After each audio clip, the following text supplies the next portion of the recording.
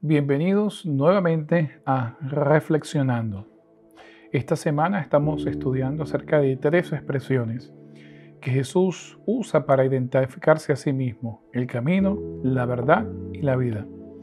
Pero antes de continuar con nuestro estudio, te invito a que le des me gusta al video y también te suscribas a nuestro canal para que así recibas más información de futuras grabaciones o futuros programas que nosotros tengamos. Y también, si puedes, compártelo con alguna persona que tú creas que se pueda beneficiar de toda esta información y de este estudio. Bueno, sin nada más que esperar, vamos directamente al texto. Nuestro estudio hoy va a estar centrado en los capítulos 13 y 14 del libro de Juan.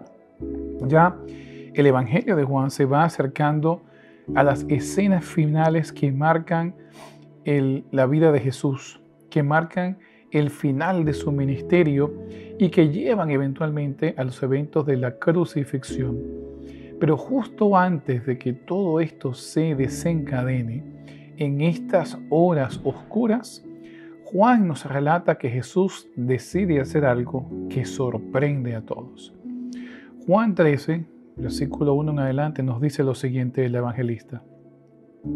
Antes de la fiesta de la Pascua, sabiendo Jesús que su hora había llegado para que pasase de este mundo al Padre, como había amado a los suyos que estaban en el mundo, los amó hasta el fin. Y cuando cenaban, cuando el diablo ya había puesto en el corazón de Judas Iscariote, hijo de Simón, que le entregase, sabiendo Jesús que el Padre le había dado todas las cosas en las manos y que había salido de Dios y a Dios iba, se levantó de la cena y se quitó su manto y tomando una toalla se la ceñó y luego puso agua en un lebrillo y comenzó a lavar los pies de los discípulos y a enjugarlos con la toalla con que estaba ceñido. Cuando nosotros vamos leyendo esta descripción de Juan, nosotros esperamos que Jesús va a hacer algo asombroso.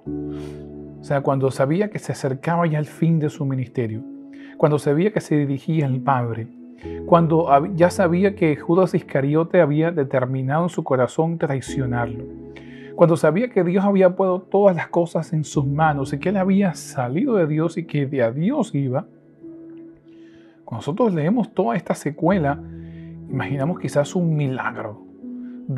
Jesús descubre a Judas Iscariote o hace un milagro sorprendente como el calmar la tempestad o el decir a Lázaro que salga afuera o el abrir los ojos a un ciego de nacimiento, uno de estos milagros sorprendentes. Pero en vez de hacer un acto majestuoso, Jesús actúa como un esclavo. El contexto nos dice Juan que es justo antes de la fiesta de la Pascua. El contexto era la celebración de esta fiesta. Ahora, en hebreo, el nombre de la fiesta de la Pascua es Pesa y en griego es Pasca. Por lo tanto, el término Pascua es una transliteración al español del término griego Pasca, que a su mismo es una transliteración del término hebreo Pesa.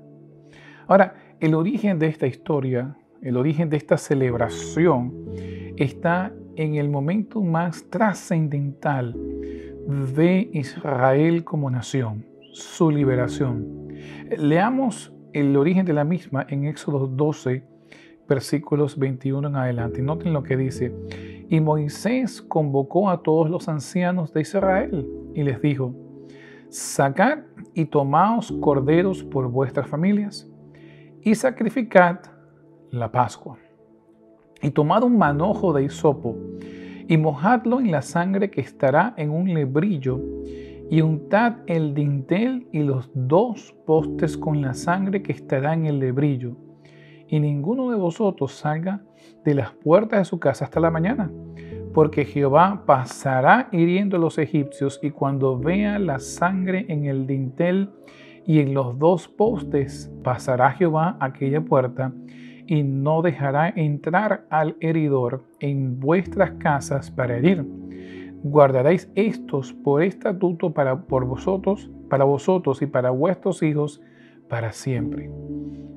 Este es justamente lo que celebra la Pascua.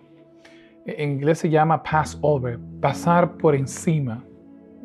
La idea es que porque la sangre estaba en los dinteles, el ángel, el heridor, como lo define Moisés, pasaba de alto, pasaba por encima de esas casas y no entraba a herir. Ahora, la Pascua en el Antiguo Testamento, esta celebración estaba asociada al comienzo del año judío. Aunque también hay algunas fechas que la colocan en el otoño cerca del día de la expiación, o en hebreo Yom Kippur.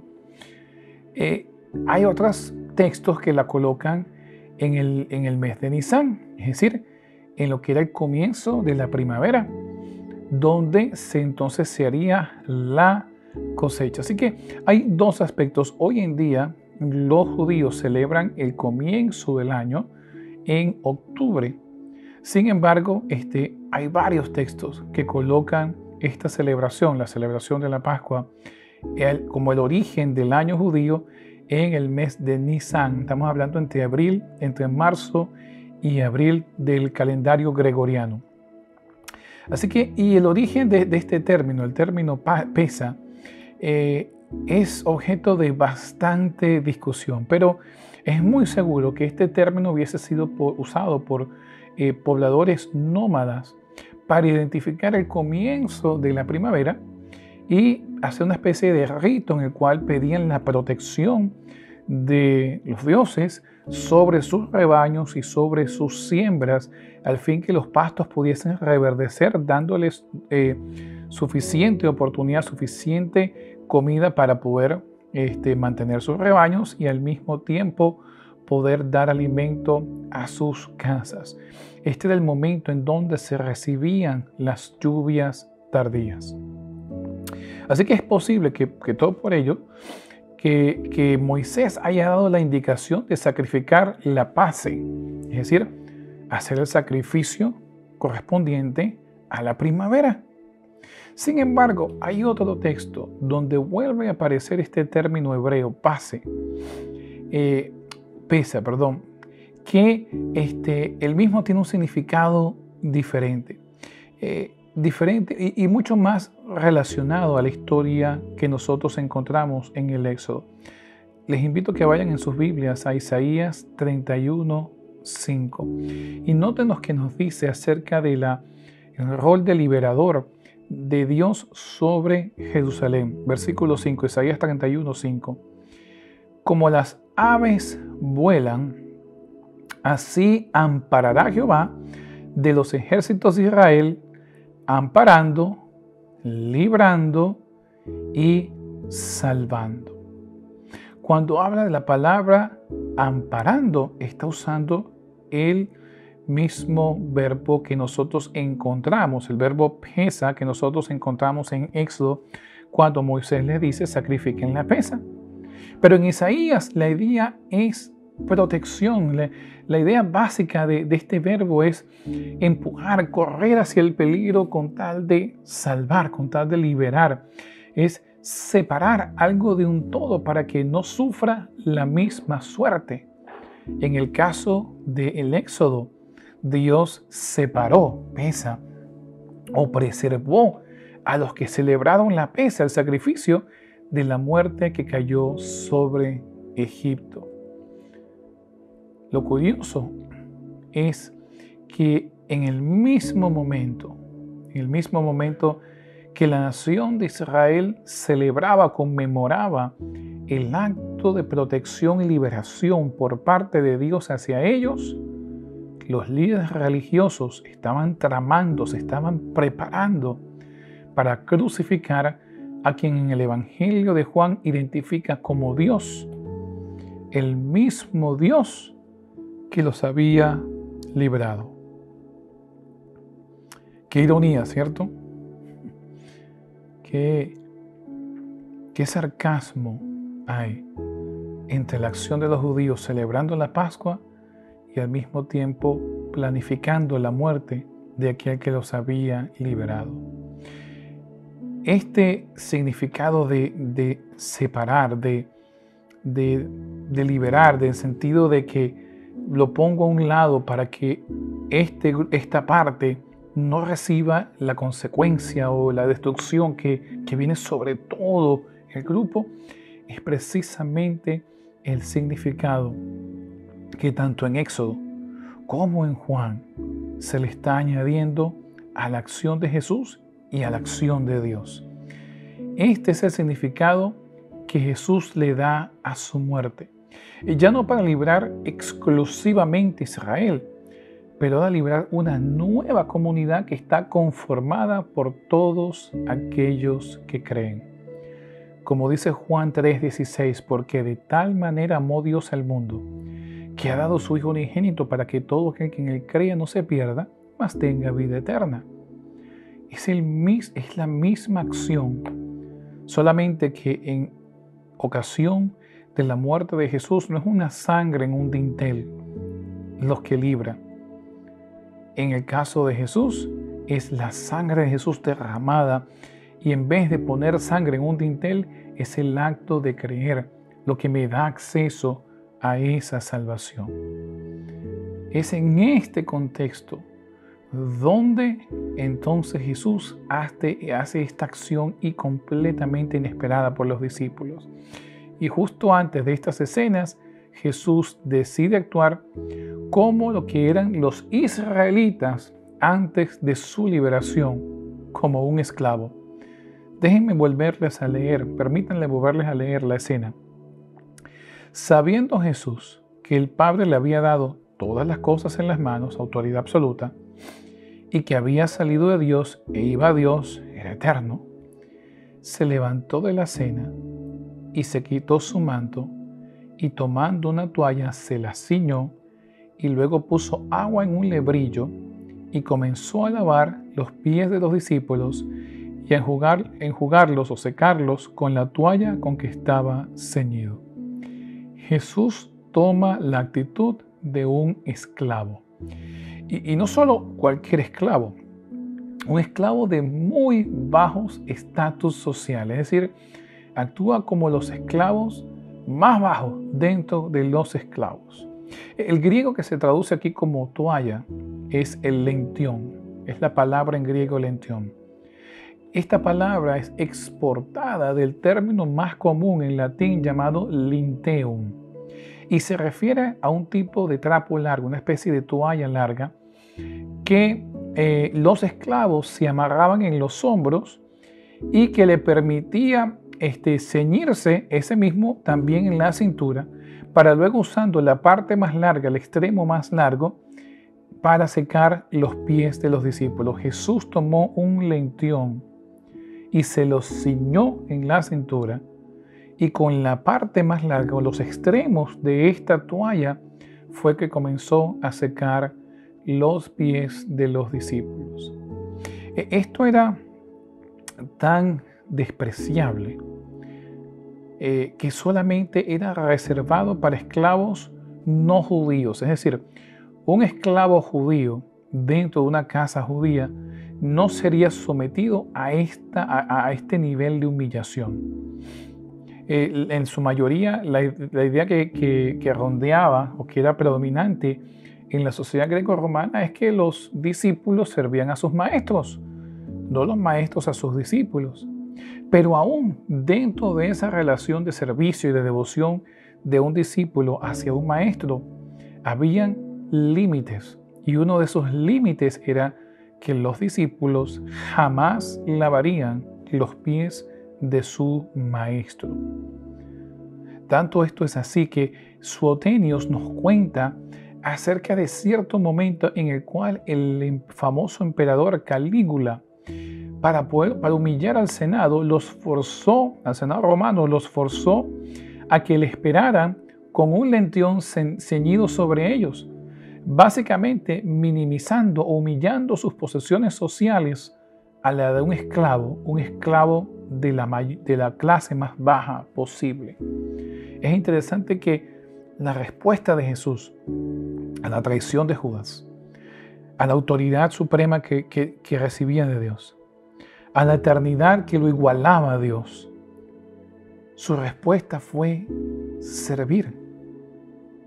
Ahora, esta práctica de lavar los pies era bastante común, ya que la mayoría de las personas en sus casas, las mesas donde servían la comida estaban pegadas del piso. No eran mesas altas, sino eran mesas que estaban muy cerca de la superficie, bajitas. Y las personas usualmente se sentaban inclinadas en su brazo izquierdo y con los pies hacia el lado contrario, hacia donde estaba la comida, por razones obvias, era completamente insalubre. Imagínense, la mayoría de las personas andaban con sandalias. Muchos andaban descalzos, porque no cualquier persona podía tener sandalias. Y ustedes pueden imaginarse los caminos llenos de tierra. El medio de transportación, tanto de seres humanos como de carga, eran animales.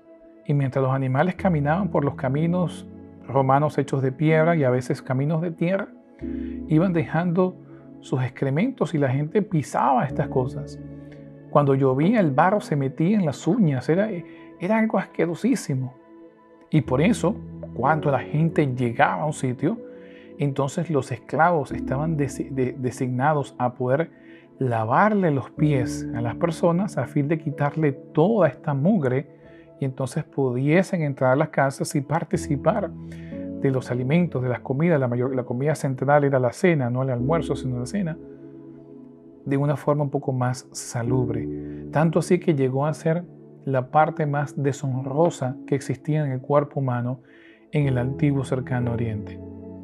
Ahora, cuando Jesús decide tomar esta acción, ponerse como un esclavo y restregar los pies de los discípulos hasta sacarle toda la mugre, entonces recibe una reacción de rechazo por parte de uno de sus principales discípulos, Pedro. Vamos a leerlo como nos lo narra Juan.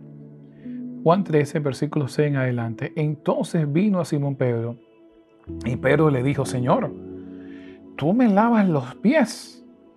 Respondió Jesús y le dijo: lo que yo hago, tú no lo comprendes ahora, mas lo entenderás después. Pedro le dijo: no me lavarás los pies jamás. Jesús le respondió: si no te lavare, no tendrás parte conmigo.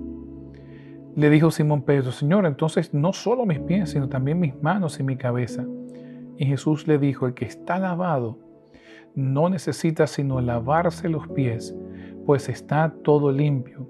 Y vosotros limpios estáis, aunque no todos, porque sabía quién le iba a entregar. Por eso dijo: no estáis limpios todos. Habían dos palabras particulares que hacían referencia a esta idea de lavarse completo o lavarse los pies. La palabra para poder lavarse completamente, lo que nosotros hoy en día llamaríamos bañarse, es luo. Y la palabra para lavar los pies es nipto. Estas dos palabras son usadas en este diálogo que Jesús tiene con Pedro. Lo interesante es que dentro de la sociedad hay diferentes escritos que reflejan esta tradición. Por lo menos hay uno que habla acerca de Pompeyo, donde se dice que se bañó completo, luo, y por eso al llegar a un sitio solamente le hacía falta un nipto, lavarse los pies. Por lo tanto, cuando Jesús establece este diálogo, está usando la lógica greco-romana. Si ya tú te bañaste, lo único que te hace falta es lavarte los pies. No tienes por qué volverte a bañar. Pero aparte de eso, Jesús también está tocando un poco en lo que era la tradición judía de los baños ritualísticos o los famosos mikveh, ya que las personas antes de acercarse al templo o para poder tener acceso al templo, para poder ofrecer sus sacrificios, tenían que purificarse ritualísticamente y entrar en estas especies de bautisterios, de bañarios, donde se sumergían por completo en el agua y al salir de ella quedaban ritualísticamente puros, se habían tocado un gentil, se habían tocado algo inmundo, se habían tocado algún cuerpo muerto. Entonces en estos baños ellos eran completamente purificados. Y Jesús también está haciendo alusión a esto en conexión al bautismo. Jesús le está diciendo, si ya tú fuiste bautizado, si ya fuiste sumergido, no hace falta, solo hace falta que yo te lave los pies. Es una alusión directa al bautismo, es una especie de mini rebautismo cada vez que nosotros hacemos o celebramos esta ceremonia. Y continúa el texto diciendo lo siguiente: así que después que les hubo lavado los pies, tomó su manto, volvió a la mesa y les dijo: ¿sabéis lo que os he hecho? Vosotros me llamáis Maestro y Señor, y decís bien, porque lo soy. Pues si yo, el Señor y el Maestro, he lavado vuestros pies, vosotros también debéis lavaros los pies los unos a los otros, porque ejemplo os he dado, para que como yo os he hecho, vosotros también hagáis. Quizás nosotros esperamos de una persona de autoridad órdenes, esperamos dirección, esperamos la idea de subordinación de los que son en menores cargos al que están en una posición de mayor prominencia. Pero en el caso del liderazgo que es ejemplo de Jesús, no es así. Jesús quiso darles el ejemplo de lo que es ser un líder bajo los estandartes que Él nos dejó. Y el primer principio es servir. Dentro del cristianismo no existe la idea de jerarquías. Bueno, dentro del cristianismo quizás existe, el cristianismo formal, pero dentro de las enseñanzas de Jesús no existe una jerarquía. Por eso es inconcebible que nosotros tratemos de usar el texto para decir que el Padre, que es una referencia que habla acerca de la encarnación de Jesús, es superior a Jesús. Por el contrario, Juan vez tras vez nos habla, y Jesús mismo, sus palabras, nos hablan acerca de la igualdad de Él y Dios. No es una jerarquía de que uno manda al otro, es un trabajo en común. Y ese fue el ejemplo que Jesús le dio a los discípulos. Si quieres ser líder en la iglesia, si quieres ser líder en la comunidad cristiana que Jesús creó, tu primera acción tiene que ser servir a otros. Un buen líder sirve. Por eso Jesús en cierta ocasión le dijo a sus discípulos cuando estaban discutiendo quién se sentaría a la derecha y a la izquierda de Jesús en su reino. Y les dijo, no, los primeros van a ser los últimos y los últimos van a ser primeros. ¿Quieres estar en un puesto prominente? Comienza por servir. Así que lo primero que Jesús hace es darnos un ejemplo de servicio. Lo segundo que Jesús hace es establecer la idea de limpiarnos unos a otros. Y esto es muy importante porque el cristiano genuino, el cristiano que quiere seguir el ejemplo de Jesús, siempre busca la redención de otros, el cuidado de otros, el no ensuciarlos, el no calumniarlos, el no difamarlos, el buscar una limpieza espiritual sincera de su semejante. Es cuidadoso, es tan dispuesto a conseguir la redención de la otra persona que es capaz de quitarle el excremento, el barro y la mugre de sus pies. Un verdadero cristiano que sigue el ejemplo de Jesús protege a sus hermanos.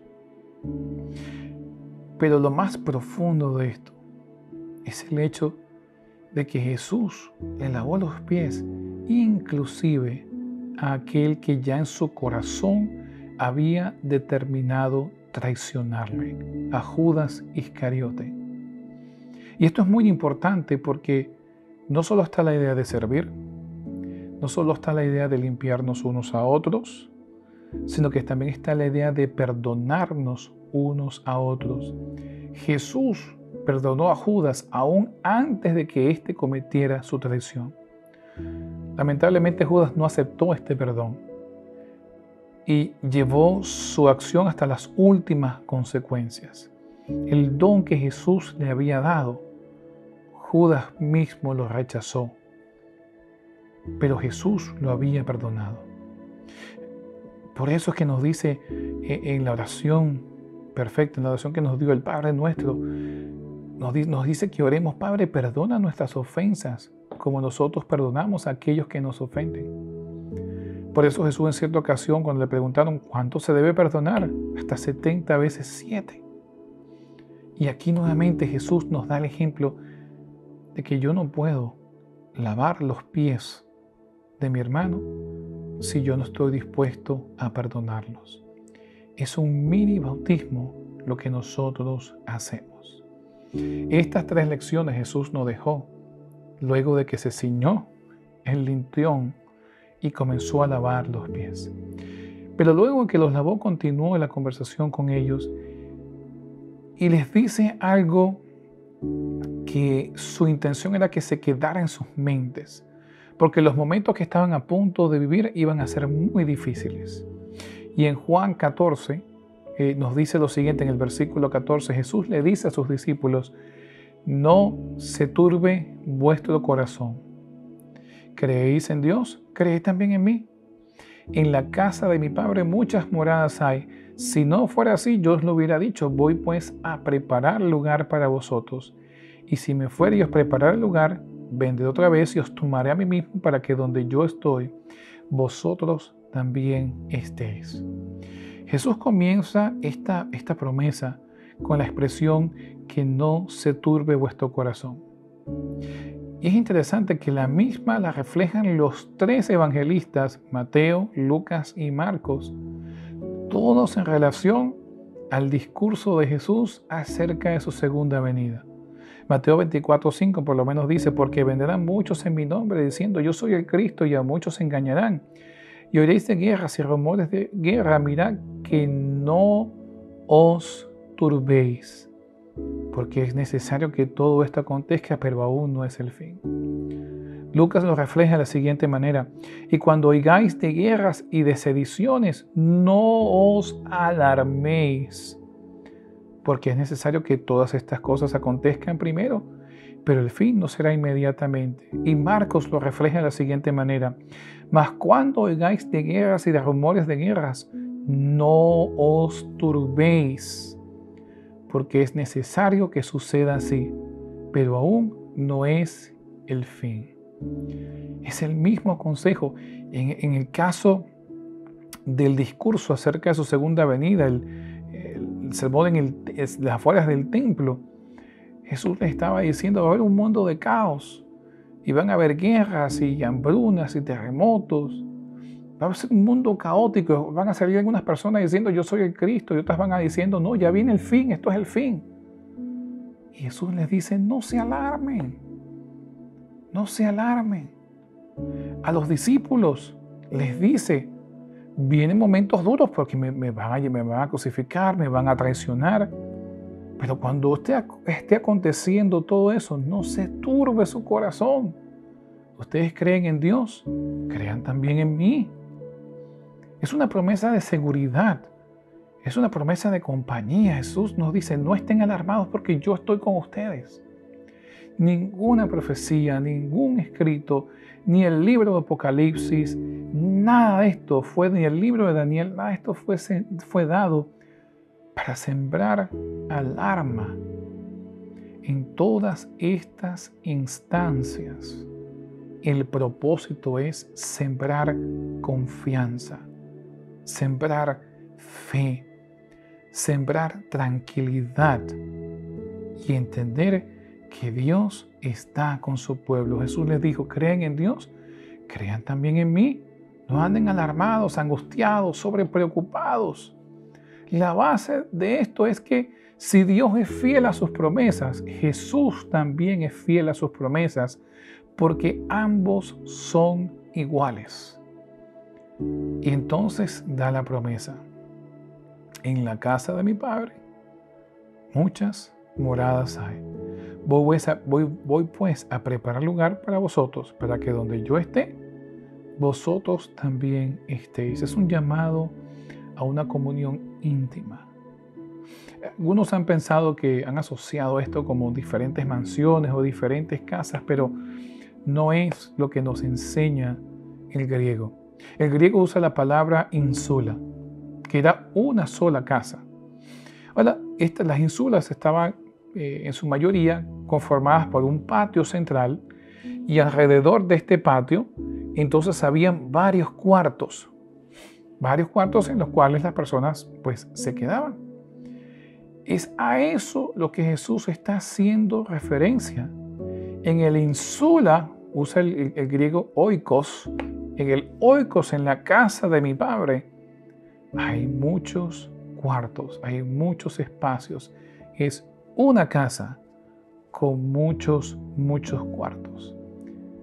Y esto contrasta con la idea que tenían los judíos y que está en el Antiguo Testamento acerca de lo que ellos llamaban la casa o templo de Dios. En hebreo es la palabra beit, y es la misma para casa o para templo. De hecho, ustedes pueden ver en las ciudades antiguas como Nínive, como Hazor, como otras, en las cuales hay una especie de sincronismo entre la casa del Dios y el palacio real. Parecían ser que estaban siempre conectadas y estaban en la parte más alta de los sitios porque era el sitio más prominente. La idea es que los dioses vivían en sus casas, en estos templos, y las personas venían a adorarles en estos templos. Y en el caso de los judíos, el templo de Dios, solamente Dios y el sumo sacerdote, una vez al año, entraba a la casa de Dios, el sitio más interior en donde estaba, el lugar santísimo donde estaba el arca, una vez al año. Pero el resto estaba excluido para todos. Nadie podía pasar. Pero ahora Jesús, que el libro de Hebreos y también los Evangelios, el libro de Apocalipsis y el Nuevo Testamento lo presenta como el nuevo sumo sacerdote, no solo el sacrificio, sino el nuevo sumo sacerdote, dice que todos van a entrar en la casa de Dios y que Él va a preparar los espacios para que todos ya no estén afuera de la casa, sino estén adentro de la casa. Es un cambio de paradigma, porque en el Antiguo Testamento Dios estaba velado para el pueblo de Israel. Se comunicaba a través de los profetas, se le aparecía a Moisés, pero no al pueblo. En la casa ellos estaban excluidos de entrar a la casa de Dios, al templo de Dios. Pero ahora cambia el paradigma. Jesús dice, ahora todos van a estar adentro. Para todos hay espacio en la casa de mi Padre. Y por eso hace la promesa, vendré otra vez. Vendré otra vez. Y eso es muy importante para los discípulos, porque ellos estaban a punto de ver a su maestro ser crucificado, muerto, puesto en una tumba. Finalmente resucita, pero asciende y quedan prácticamente huérfanos. Pero esa promesa estuvo presente en ellos y la traspasaron de generación en generación hasta llegar hasta nosotros hoy en día. Vendré otra vez. Es lo que nosotros conocemos como la segunda venida de Jesús. Pero había una pregunta. ¿Cómo nosotros podemos acercarnos al Padre? ¿Cómo? Y noten lo que dice Jesús en respuesta a la pregunta de Tomás. Jesús les dice, ¿y sabéis a dónde voy? ¿Y sabéis el camino? Y le dijo Tomás, Señor, no sabemos a dónde vas, ¿cómo pues podemos saber el camino? Y Jesús le dijo, yo soy el camino, la verdad y la vida. Nadie viene al Padre sino por mí. Si me conocieseis, también a mi Padre conocerías. Y desde ahora le conocéis y le habéis visto. Ahora, hay varios aspectos importantes y quiero desglosar cada uno de estos tres términos. Jesús es la vida, Jesús es la verdad, Jesús es el camino. Así que vayamos primero con el término de vida. Jesús es la vida. Ahora, en programas previos a este de Reflexionando, hemos conversado cómo una de las prerrogativas que eran del Mesías y que Dios no dejaría que otra persona tuviera era dar vida a los muertos. Esa capacidad solamente podía pertenecer a Dios y sería una de las características que el Mesías tendría. Nosotros vemos cómo Jesús no solo hace varias resurrecciones, sino que aún más hace una dramática que es la resurrección de Lázaro, ya que se esperó al cuarto día. Los judíos pensaban que al tercer día ya el alma de la persona ascendía a Dios y una resurrección después del tercer día era imposible, al menos que Dios mismo la hiciera. Y Jesús demostró tajantemente que Él es Dios, resucitando a Lázaro el cuarto día. Pero aparte de eso, Jesús mismo dijo, yo pongo mi vida y la vuelvo a tomar. Es decir, por más que lo hubiesen querido matar los romanos, los judíos, Jesús era la vida estaba innata en Jesús. En Juan 10, 18, note lo que nos dice, nadie me la quita, sino que yo la doy de mi propia voluntad. Tengo autoridad para darla y tengo autoridad para tomarla de nuevo. Este mandamiento recibí de mi Padre. ¿Se dan cuenta? Jesús es la vida. Jesús es la resurrección. Y todo aquel que en Él cree, aunque esté muerto, vivirá. Pero el segundo término que quiero comentar con ustedes es el camino.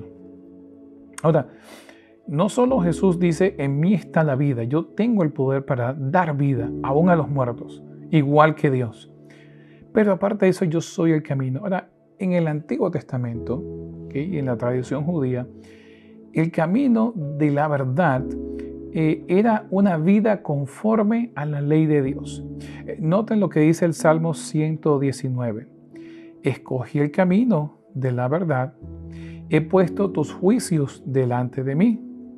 Me he apegado a tus testimonios, oh Jehová, no me avergüences. Por el camino de tus mandamientos correré cuando ensanches mi corazón.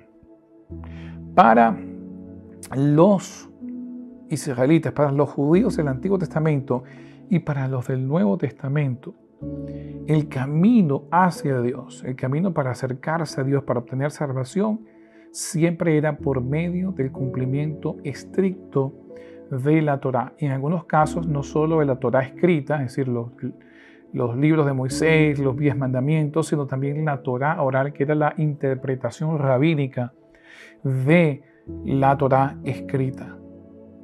Si usted se lograba vivir en completa, en 100% armonía con estos principios, entonces usted podía obtener la vida. El camino hacia Dios era a través de la obediencia estricta. Si usted obedecía, entonces usted ganaba el acceso a Dios y obtenía la salvación porque obtenía el perdón de Dios. ¿Les parece un poco conocido algunas teorías que por ahí andan? Algunas que hablan acerca de que yo me gano mi salvación. De hecho, hay una en particular que inclusive tiene la osadía, la arrogancia de decir que ellos son los que van a justificar a Dios. Había una comunidad llamada la comunidad de Qumran, conformada por los esenios, que eran personas muy devotas que se dedicaban a la vida ritualísticamente pura, estaban constantemente purificando y hacer copias de los libros del Antiguo Testamento. Es muy importante porque gracias a ellos tenemos las copias más antiguas que tenemos del texto, los manuscritos completos más antiguos. Ahora, esta comunidad decidió que ellos mismos eran el camino. Es decir, estos se sometían a una estricta observancia de la voluntad divina como era interpretada por el maestro de la justicia o el maestro principal de ellos. Así que lo que este hombre decía, que era lo que ellos tenían que hacer para poder observar bien los mandamientos de Dios, entonces eso era el camino. Y si usted observaba todo eso bien y se unía a esta comunidad, entonces estaba en el camino hacia Dios. La idea central era cómo ir al Padre para obtener la salvación. Los judíos del Nuevo Testamento le decían a la ley o a la Torá el Ho'odos, es decir, el camino. Jesús desafía esta noción y dice que no es la ley, que Él, Jesús, es el único camino para ir al Padre y para obtener salvación. Usted solamente puede ir al Padre, tener acceso al Padre a través de Jesús. Solamente bajo el nombre de Jesús hay salvación. Pero Jesús es más que el camino. Él también es la vida, como ya lo hablamos, y también es la verdad. Saben, todos estos hablan acerca del camino, pero Jesús usa estos tres términos separados, el camino, la verdad y la vida, para mostrar su superioridad por encima de todas las otras concepciones que se habían propagado en el mundo judío acerca de cómo ellos podían tener una relación con Dios. Jesús es superior a todo eso porque Él no solo es el camino, Él también es la verdad y Él también es la vida. La salvación es obra absoluta de Jesús y del Padre. Este, mis queridos hermanos, es otro texto que habla acerca de la igualdad de ambos. Jesús es exactamente igual a Dios en todo aspecto, en autoridad, en poder y en obra de salvación. Pero finalmente nos dice que es la verdad. Jesús es la verdad. Ahora, Jesús usó esta expresión de la verdad en varias ocasiones. Déjenme leerles algunas de ellas. Juan 17, 16 al 19 nos dice, orando por los discípulos, no son del mundo, como tampoco yo soy del mundo. Santifícalos en tu verdad, tu palabra es verdad. Como tú me enviaste al mundo, así yo los he enviado al mundo, y por ellos me santifico a mí mismo, para que también ellos sean santificados en la verdad. Por lo tanto, lo primero que Jesús dice que es verdad es la palabra de Dios. Y esto es muy importante porque hay muchas corrientes hoy en día dentro de la cristiandad que quieren minimizar la autoridad de la palabra de Dios. De hecho, he escuchado a algunos que acusan a los cristianos que ven la autoridad como la palabra como autoritativa, acusándolos de bibliolatría, tratando de minimizar la autoridad de la Escritura y tratando de cambiar los conceptos por sus propias filosofías. Hay una filosofía que dice que Dios solamente es amor, únicamente es amor. Y entonces quieren cambiar todos los versículos, rechazar lo que no se acomoda. Hay que ponerse unos lentes diferentes para poder ver las cosas a través de los lentes del amor. Pero se olvidan de que para Jesús la palabra de Dios es verdad. No es lo que ellos digan, no es lo que se les ocurra en sus mentes. Es lo que Dios ha revelado, no solo a través de la palabra escrita, sino también a través de Jesús. Juan 15, 25 nos dice, por esto, para que se cumpla la palabra que está escrita en su ley, sin causa me aborrecieron, pero cuando venga el Consolador, a quien yo os enviaré del Padre, el Espíritu de verdad, el cual procede del Padre, Él dará testimonio acerca de mí, y vosotros daréis testimonio también, porque habéis estado conmigo desde el principio. Juan 16, 13 nos dice, porque cuando venga el Espíritu de verdad, Él os guiará a toda la verdad, porque no hablará por su propia cuenta, sino que hablará de lo que oyere y os hará saber las cosas que habrán de venir. Él me glorificará, porque tomará de lo mío y os lo hará saber. Todo lo que tiene el Padre es mío. Por eso dije que tomará de lo mío y os lo hará saber. Y aquí hay un principio importante. Jesús dice, yo soy la verdad. Jesús también dice, la palabra de Dios es verdad. Y Jesús también dice, el Espíritu Santo es verdad y os guiará a toda verdad. Y esto es muy importante, porque Jesús no está sencillamente hablando de que una verdad fue revelada en el Antiguo Testamento, otra verdad diferente fue revelada en la vida de Jesús, y una verdad completamente diferente es la que se va a revelar en el futuro por el Espíritu Santo. Es decir, ninguna de estas verdades se contradicen. Por el contrario, todas estas verdades armonizan la una con la otra. Déjenme darles un ejemplo. Cuando Jesús se apareció a los discípulos en el camino a Emaús, a la villa de Emaús, Jesús no hizo un milagro sorprendente, no hizo que lloviera, no apareció un torbellino, no apareció con un montón de personas que había resucitado. No. El texto de Lucas nos dice que Jesús comenzó a hablarles acerca de las Escrituras, la palabra de Dios, y a explicarles cómo las Escrituras encajaban con su vida y su ministerio. Jesús, la verdad. Es decir, Jesús no estaba enseñando una nueva verdad. Jesús estaba enseñando la verdad que ya estaba en la palabra, que se había manifestado en su vida y que se manifestaría en el Espíritu Santo. Y es por eso que aquí nos dice el Espíritu Santo no actúa por su propia cuenta, sino que hablará de todo lo que oyere y os hará saber las cosas que han de venir. Todo lo que tiene el Padre es mío, y por eso dije, tomará de lo mío y os lo hará saber. Es decir, el Espíritu Santo no va a revelar una nueva verdad que esté en contradicción con la verdad en Jesús, ni con la verdad en la palabra. Todas trabajan en forma armoniosas. Juan 8:31 nos dice, dijo entonces Jesús a los judíos que habían creído en él, si vosotros permaneciereis en mi palabra, seríais verdaderamente mis discípulos y conoceríais la verdad, y la verdad os hará libres. Le respondieron ellos, linaje de Abraham somos, jamás hemos sido esclavos de nadie, cosa que no es cierto porque los israelitas fueron esclavos en Egipto.